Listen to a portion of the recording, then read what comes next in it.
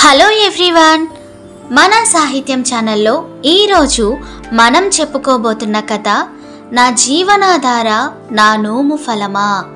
కథ రాసిన వారు ఆర్సి కృష్ణస్వామిరాజు, చదువుతున్నవారు బివి సుకన్య. నాదబ్రహ్మ త్యాగరాజు తన జీవిత కాలంలో ఎక్కువ కాలం కావేరీ నదీ తీరాన తమిళనాడులోని తిరువాయూర్లోనే గడిపారు.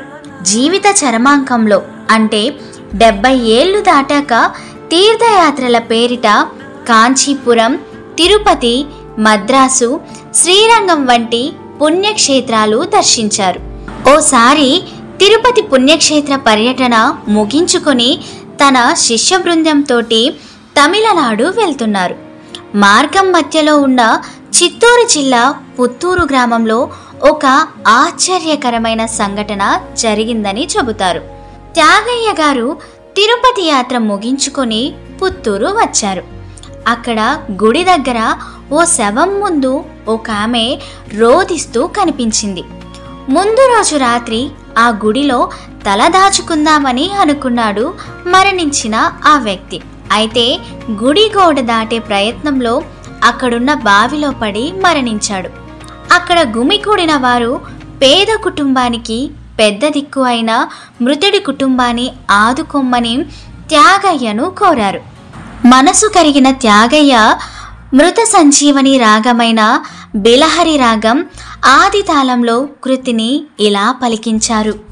నా జీవనాధార నా నోము ఫలమా, నా జీవనాధార నా నోము ఫలమా, రాజీవలోచన రాజరాజ శిరోమణి, నా జీవనాధార నా నోము ఫలమా, నా చూపు ప్రకాశమా, నా నాసిక పరిమళమా, నా జపపర్ణ రూపమా, నాదు పూజా సుమమా, త్యాగరాజనుత, నా జీవనాధార నా నోము ఫలమా, రాజీవలోచన రాజరాజ శిరోమణి, నా జీవనాధార నా నోము ఫలమా.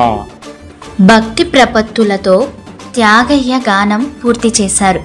కొద్దిసేపు త్రికరణ శుద్ధిగా ధ్యానం చేసిన తర్వాత ఆ శవంపై తులసి తీర్థం చల్లారు.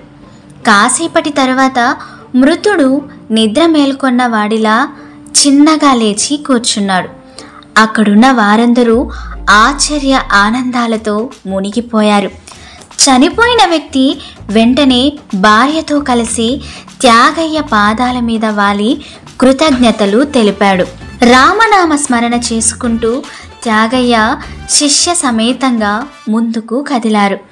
సో ఫ్రెండ్స్, విన్నారు కదా, నమస్తే తెలంగాణ దినపత్రికలో వచ్చిన నా జీవనాధార నా నోము ఫలమా.